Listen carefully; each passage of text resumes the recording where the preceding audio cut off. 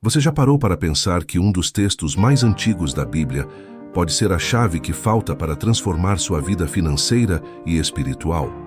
Pois é, o Salmo 23 não é só um poema de conforto, é um verdadeiro código para quem quer dominar a mentalidade da prosperidade, focar no que importa e fortalecer a fé.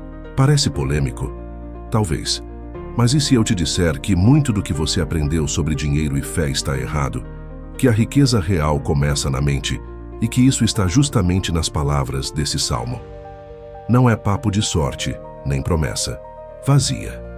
É uma combinação poderosa de princípios bíblicos com as lições práticas de Napoleon Hill, aquele mesmo autor de Quem Pensa Enriquece. Em poucos minutos, você vai entender como aplicar o poder do Salmo 23 para mudar sua relação com o dinheiro, organizar suas finanças, honrar o dízimo e, principalmente, desenvolver um foco inabalável que multiplica resultados. Está pronto para essa jornada? Porque o que vem a seguir pode ser a virada que você esperava. E fique ligado, o que parece espiritual demais para alguns pode ser a ciência do sucesso para outros. Vamos desvendar juntos os segredos que poucos conhecem e que podem fazer a diferença entre uma vida de escassez e uma existência plena de abundância. Se você quer transformar sua vida, já deixa seu like, compartilha com quem precisa ouvir essa mensagem e se inscreve no canal para não perder nenhum conteúdo que vai ajudar você a crescer em fé, finanças e foco. Vamos começar. O Senhor é o meu pastor, nada me faltará. À primeira vista, parece só uma frase de conforto, mas quem entende de verdade enxerga aqui um código mental poderoso. É como se o salmista tivesse ativado um programa interno de prosperidade e segurança. Ele não diz talvez não falte, ele afirma com convicção. E isso é linguagem de quem já decidiu viver sem medo da escassez, mesmo quando o saldo bancário não colabora. Aqui começa a verdadeira revolução da mente, a que substitui o desespero pela fé inteligente. Quem internaliza essa afirmação começa a ver a vida de outro jeito. O medo do dinheiro acabar diminui. A ansiedade em relação às finanças perde força. Isso porque a mente passa a acreditar que existe uma fonte maior que nunca seca. Napoleon Hill dizia: tudo o que a mente humana pode conceber e acreditar, ela pode conquistar. E acreditar que nada faltará, especialmente quando o cenário parece contrário. É um ato de ousadia que separa os ricos em fé dos pobres de espírito. Você já reparou como algumas pessoas parecem andar com um escudo invisível contra a preocupação? Não é sorte, é mentalidade. É como se, por trás de cada conta paga e cada oportunidade que aparece, houvesse uma certeza interior de que tudo vai se alinhar. Pessoas assim têm um relacionamento com a Bíblia não só como livro sagrado, mas como manual prático de mentalidade próspera, e isso afeta tudo. Como lidam com o dízimo, com o trabalho, com o dinheiro que entra e com o que sai. Essa mentalidade também muda como vemos o fracasso. Quem declara nada me faltará, já começa o dia com uma programação mental voltada para a abundância.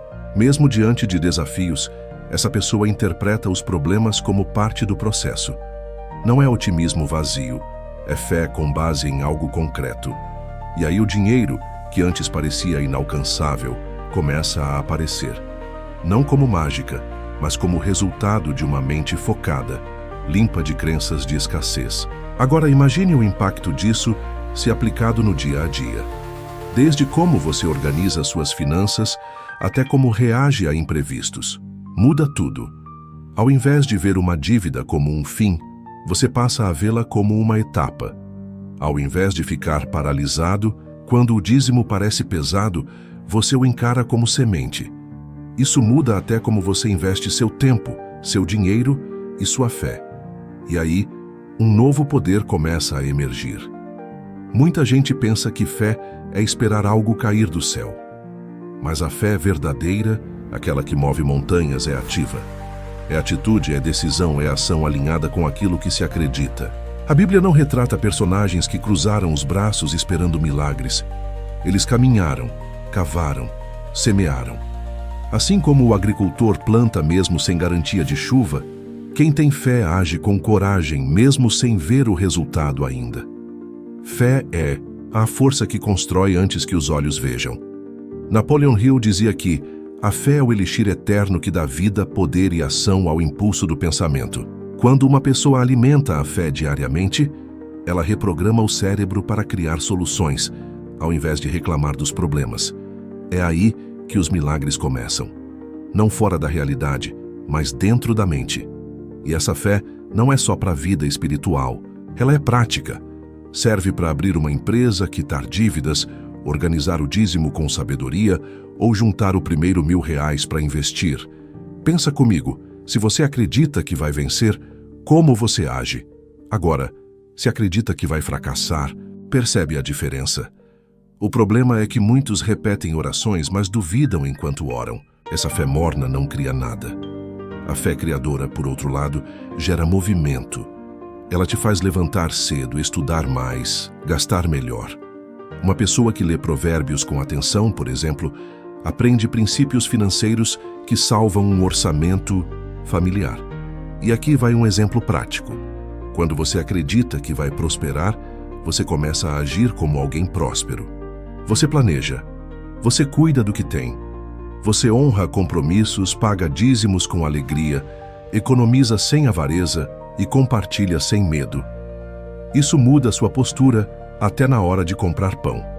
Não se trata de parecer rico, mas de pensar com abundância, que isso se aprende, se cultiva e se fortalece com ações diárias. A fé não elimina a realidade, ela a transforma.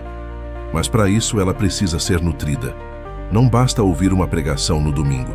Tem que repetir para si mesmo, com emoção, o que você crê. Hill chamava isso de alimentar a mente com autoafirmações emocionais. Parece simples, mas é exatamente esse princípio que abre portas invisíveis. E quando isso acontece, novas possibilidades começam a surgir, mas só para quem tem olhos de fé. O que você repete para si mesmo, você se torna. Pode parecer exagero, mas é pura ciência mental e espiritual também. A Bíblia já nos ensina que a boca fala do que está cheio o coração. Napoleon Hill reforça: a autossugestão é o elo de ligação entre o consciente e o subconsciente.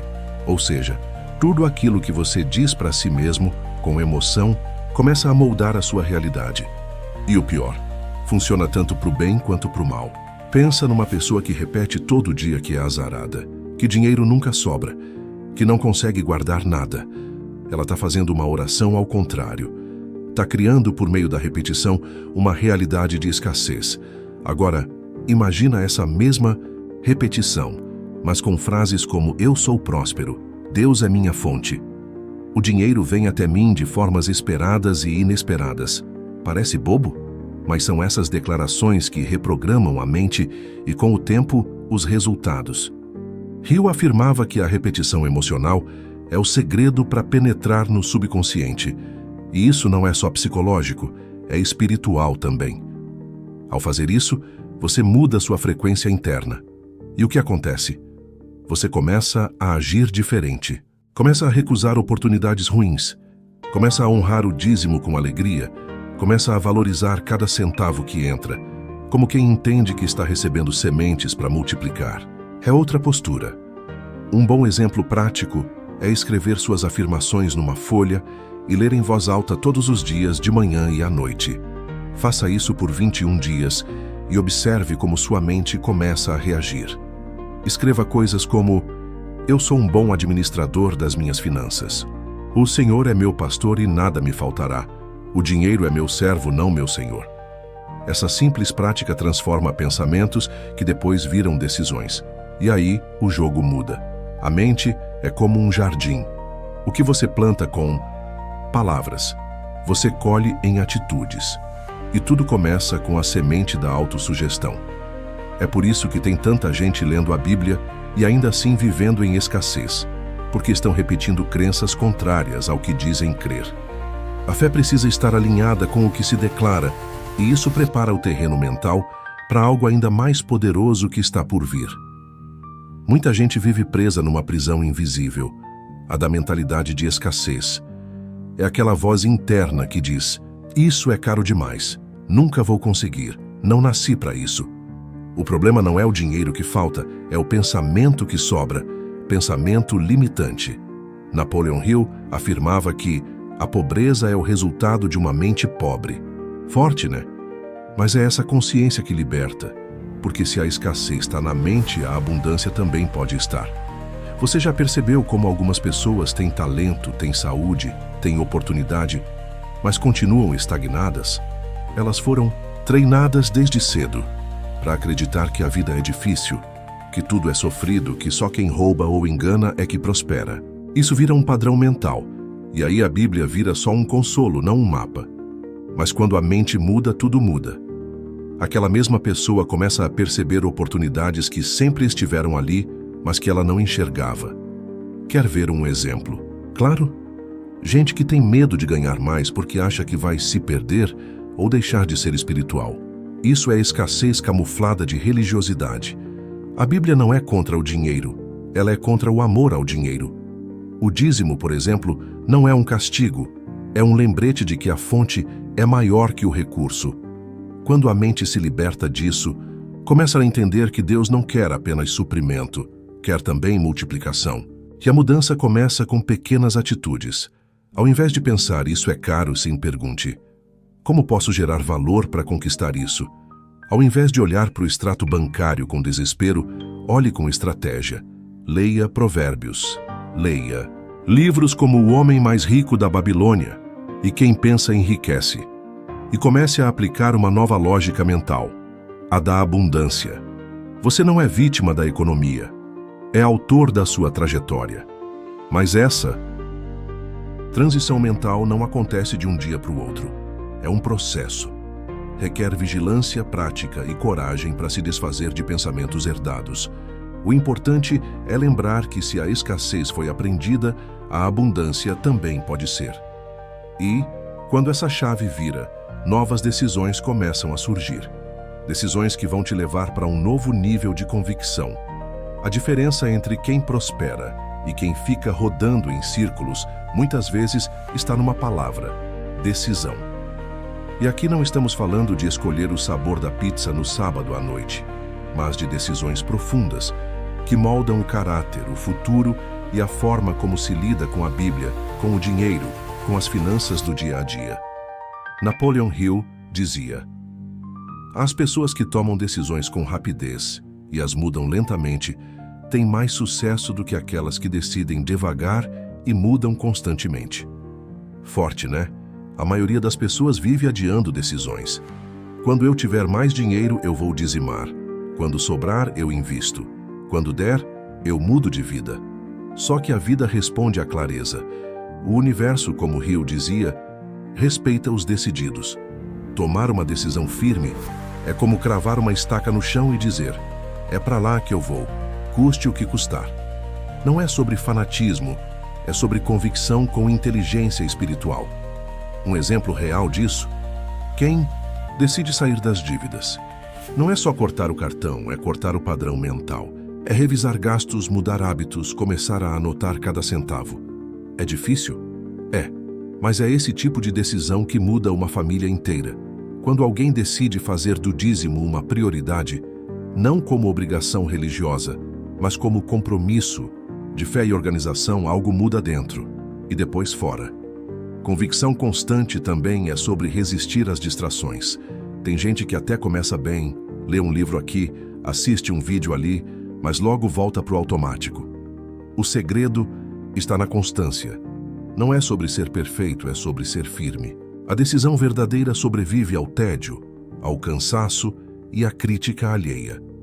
Hill não escreveu Quem Pensa Enriquece para quem quer resultado de um dia. Ele escreveu para quem está disposto a decidir e manter-se firme, até que funcione. E quando essa convicção se junta com fé e clareza, nasce algo poderoso. Uma mente decidida a prosperar com propósito. Essa é a base para dar o próximo passo. Um passo que muitas vezes é subestimado, mas que carrega uma força silenciosa. O descanso estratégico. No Salmo 23 tem um versículo que parece simples, mas é um código poderoso. Deitar-me faz em verdes pastos. Não é só sobre relaxar, é sobre entender que descanso também é parte do plano. Napoleon Hill dizia que o cansaço mental é o maior ladrão da produtividade. E olha que interessante, até a Bíblia fala que Deus criou tudo em 6 dias e no 7º descansou. Ou seja, se até o Criador parou, quem somos nós para viver como se dormir fosse pecado? Descansar não é perder tempo, é reposicionar a mente. É naquele silêncio que a criatividade volta. É na pausa que a clareza surge. Muitas decisões erradas em finanças vêm de mentes cansadas. Pessoas sobrecarregadas gastam mais, tomam decisões impulsivas, esquecem até de orar. Descansar é dar à mente a chance de reorganizar as ideias, de ouvir Deus, de rever o plano. É um detox invisível, mas fundamental. Um exemplo prático? Experimente tirar um dia por semana para descanso mental e espiritual.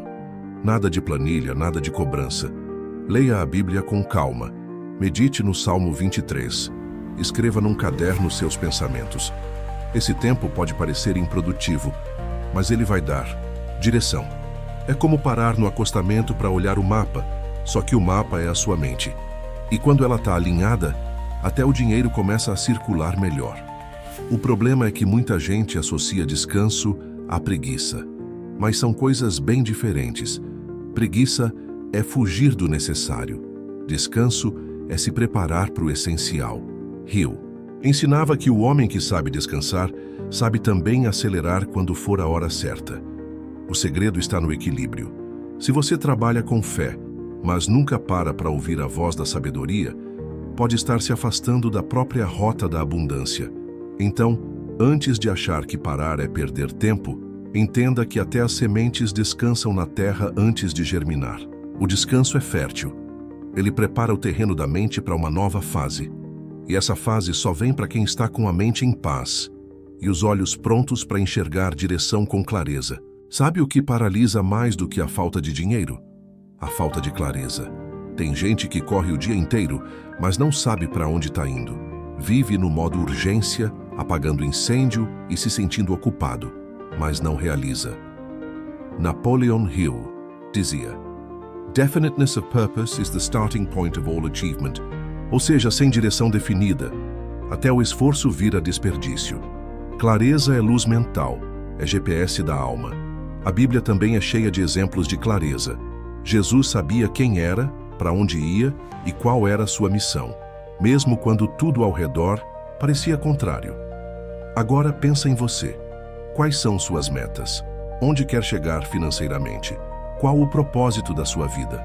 Muita gente quer prosperidade, mas não tem um plano. E quem não tem plano acaba virando peça no plano dos outros. Uma prática simples para ganhar direção é escrever metas específicas. Nada de quero ganhar mais. Escreva: quero aumentar minha renda em 30% até dezembro. Quer sair das dívidas? Anote quanto deve para quem e defina um plano de quitação. Quer ser fiel ao dízimo? Coloque no orçamento como item fixo, assim como energia ou aluguel. Clareza traz paz, e onde há paz, há progresso. O dinheiro responde melhor a quem tem intenção clara. Outra coisa, clareza reduz a ansiedade. Quando você sabe o que quer, fica mais fácil dizer não para as distrações. Você para de gastar por impulso, de correr atrás de aprovação dos outros. Hill reforçava que pessoas de sucesso mantêm o foco enquanto o mundo tenta desviá-las. Isso não é rigidez, é sabedoria. Quem tem visão sabe filtrar o que edifica e o que apenas entretém. Mas alcançar essa clareza mental não é o fim do caminho, é só o começo. Porque até quem tem direção clara vai enfrentar obstáculos. E aí entra uma das fases mais desafiadoras da jornada de qualquer pessoa que busca crescer com fé, propósito e sabedoria. O Vale da Sombra da Morte não é só um trecho poético da Bíblia, é um retrato real da vida. Todos passamos por ele, de um jeito ou de outro. São os dias em que o dinheiro some, a porta se fecha, o diagnóstico chega ou a decepção bate. Mas repare, o salmista não diz se eu andar pelo vale, ele diz ainda que, ou seja, vai acontecer. A pergunta não é se vai doer, mas como você vai atravessar. Napoleon Hill ensinava que toda adversidade carrega dentro de si a semente de um benefício equivalente. Mas para colher esse benefício, é preciso atravessar o vale com fé. Fé, prática, fé com ação. Não é só orar e esperar, é orar e agir. No meio do vale, você continua organizando suas finanças, dizimando com fé, fazendo escolhas conscientes. A dor não pode parar o propósito. Fé não é ausência de medo, é decisão de seguir mesmo com ele. Olha só, José do Egito passou pelo fundo do poço, literalmente, e foi ali, entre a prisão e a injustiça, que ele se preparou para governar. O vale, muitas vezes, é a faculdade dos grandes líderes. É ali que o caráter é forjado, que a fé amadurece, que a mente aprende a ouvir mais e reclamar menos. Quem vê apenas a perda, perde. Quem vê propósito no meio do caos, cresce. E cresce com raiz. E tem uma coisa, o vale revela o que realmente acreditamos. É fácil falar de prosperidade quando a conta está cheia. Mas e quando o boleto vence e o saldo é negativo? Aí a fé é testada. A Bíblia não romantiza a vida. Ela ensina a encarar o real com coragem. Coragem de dizer, eu continuo crendo, eu continuo andando, eu continuo agindo. E isso, meu amigo, transforma o vale em estrada. Agora, quem atravessa o vale com essa fé prática, percebe algo que muda tudo. Não está sozinho. E essa percepção muda a forma como você encara cada desafio. Napoleon Hill foi direto ao ponto. O medo é o maior inimigo do ser humano. E não é o medo de monstros, não. É o medo do que os outros vão pensar. Medo de errar. Medo de não dar certo. Medo de faltar dinheiro. Medo de mudar. Esses medos silenciosos que ninguém vê travam sonhos, sufocam ideias e enterram potenciais. O salmista do Salmo 23 entende isso e responde com presença. Não temerei mal algum, porque tu estás comigo. O medo paralisa, mas fé em ação desbloqueia. Já reparou como o medo se esconde em desculpas bem elaboradas? Ainda não é o momento. Preciso esperar estabilidade. Não sou bom com finanças. Tudo isso soa lógico, mas muitas vezes é medo disfarçado. E o problema é que o medo gosta de rotina. Ele se alimenta de zonas de conforto, de contas sempre no limite, de orações sem atitudes. Hill listava 6 medos básicos: pobreza, crítica, doença, perda do amor, velhice e morte. O mais poderoso? Medo da pobreza. É ele que trava investimentos, impede a pessoa de dizimar e sabota qualquer tentativa de organização financeira. A mente condicionada ao medo enxerga riscos em tudo, mas nunca as oportunidades. E como o próprio Hill diz, a ação é o antídoto do medo. Então, como vencer esse inimigo invisível? Encarando de frente. Escreva seus medos no papel. Nomeie-os. Depois, escreva qual atitude você pode tomar, mesmo com medo. Isso muda o jogo. E se você colocar Deus no centro disso, como o salmista fez, começa a perceber que o medo diminui quando a presença aumenta. A mente ganha força, e até as decisões com o dinheiro ficam mais leves e certeiras. E é justamente nessa presença, consciente, nessa confiança de que você não caminha sozinho, que nasce algo grandioso, coragem genuína. A coragem que vem não do eu posso, mas do Ele está comigo. A frase tu estás comigo pode parecer simples, mas carrega uma das verdades mais poderosas da Bíblia. Essa presença não é um conceito abstrato, é combustível para a alma. Napoleon Hill dizia que ninguém alcança grande sucesso sem uma aliança com forças maiores que si mesmo. E é isso que o salmista nos lembra. A coragem verdadeira nasce quando você sabe que não está andando sozinho, mesmo que a estrada pareça vazia. Quantas vezes a gente já se sentiu pequeno diante de uma dívida, um desafio, uma decisão? Nessas horas, a presença divina não elimina o problema, mas transforma a forma como você encara ele. É como ter um sócio invisível que te dá sabedoria, clareza e paz. Quando você se posiciona com fé dizendo, Deus está comigo, você não negocia mais seus princípios. você começa a tomar decisões financeiras com propósito e convicção. Essa presença traz discernimento. Em momentos em que você pensaria em desistir, ela sussurra: continue. Em dias em que tudo parece dar errado, ela te mostra um caminho que ninguém mais vê. Já percebeu como algumas pessoas, mesmo sem muito dinheiro, têm uma paz que atrai prosperidade? Não é sorte, é direção. E essa direção começa onde a consciência da presença divina se instala. É aqui que entra um ponto-chave. Coragem não é ausência de medo, é aliança com uma força maior. Hill falava que a fé remove montanhas, mas exige que você comece a cavar. Ou seja, não é ficar parado esperando um milagre, é agir sabendo que o céu caminha com você. Ter Deus presente na jornada significa andar mais leve, escolher melhor, pensar maior. E até o dízimo, quando dado com essa consciência, se transforma em uma semente poderosa. E quando você entende isso, começa a enxergar o sucesso com outros olhos. Não é mais só sobre ter dinheiro, mas sobre ter propósito. Porque a presença de Deus não te enche apenas os bolsos, ela enche a alma. E é essa alma cheia que começa a transbordar em algo ainda maior, uma prosperidade que tem razão, de ser missão, valor e legado. Muita gente pensa que prosperidade é só dinheiro no bolso, mas a Bíblia e Napoleon Hill mostram que a verdadeira riqueza é muito mais profunda. Prosperidade com propósito é alinhar suas finanças com seus valores e sua missão de vida. Imagine um empresário que doa o dízimo fielmente, investe com sabedoria e ainda ajuda a comunidade. Isso é riqueza que transcende o saldo bancário. É uma riqueza que deixa marcas eternas. Hill dizia que o sucesso vem para aqueles que buscam algo maior que eles mesmos. Essa busca é o que diferencia quem alcança estabilidade financeira daquelas pessoas que vivem em ciclos de altos e baixos. Dinheiro sem propósito pode até fazer parecer que a vida está completa, mas falta algo. E o Salmo 23 nos lembra que o Senhor é o pastor. Ele guia não só a carteira, mas o coração, a mente e a alma. Praticar a generosidade, como no ato do dízimo, é um exemplo prático de prosperidade com propósito. Não é só dar dinheiro, é dar com intenção, com fé. É um investimento naquilo que tem valor eterno. Além disso, cuidar bem do seu dinheiro, organizando suas finanças e investindo em educação financeira, ajuda a construir essa prosperidade sólida, que não depende da sorte, mas da disciplina e do foco.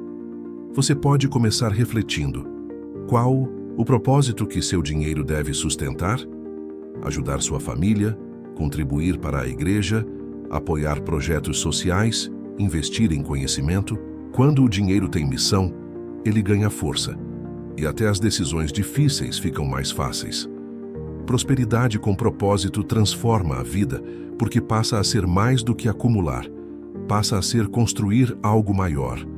Mas essa jornada não termina aqui.